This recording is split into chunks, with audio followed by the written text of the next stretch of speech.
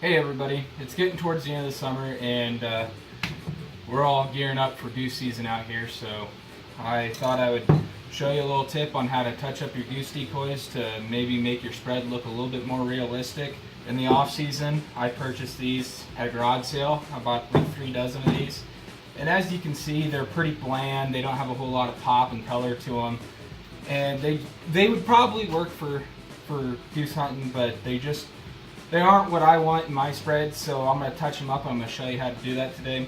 The 4 colors that I use are the kind of a tan khaki color. It's that Rust-Oleum camouflage paint. This stuff sticks really well to plastic. You can't go wrong with this stuff. It's no glare. It's actually made for like camouflaging up blinds and doing this sort of work on plastic stuff that you're going to take out into the field. And then I have the brown, same Rust-Oleum type of paint. And then the white and the black, all you have to do is just make sure you get flat colors, so I didn't want to spend $4 a can on those since they're not really that important. So I got just a white and black. So as you can see, these still have a little bit of color to them. So first thing that I'm going to do is I'm just going to establish a base layer with my tan, or my cream as you could probably call it. And I'm going to make sure that I get the front part really thick, because that's the part that I'm not going to be coloring with any other coats. So get that established, and then a lot of guys establish this as a complete base layer. I just like to add some color into the back side of this. You don't really have to be too meticulous about it,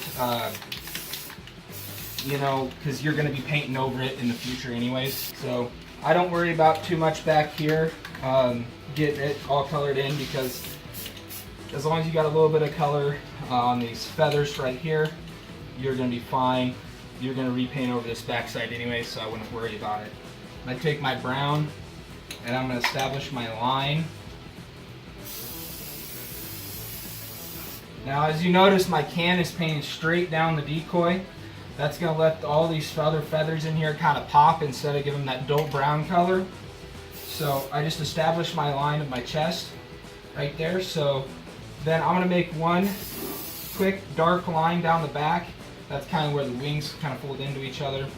And then I'm just going to lightly brush a little bit darker in the front. I'm going to lightly brush more paint until you start getting that pop of those colorings on that, or the lines of the feathers, like that. I'm going to do that all the way down to about here on the decoy. Always use little mists of spray, because then you'll get dark lines if you don't, if you do just a solid like that. So I like getting a little bit darker up underneath right here, kind of where the wings fold down. But over at the top of the wings, I like to get a little bit more pop in those colors. See there? I got a little bit too close on that and I made a dark spot, but that'll be okay.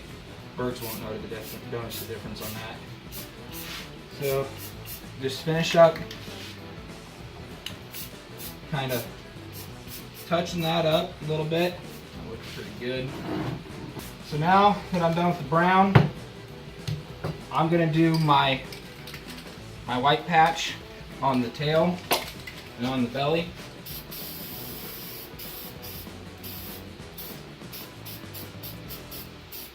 Kind of blend that into the backside there. Okay, so now I got all that done.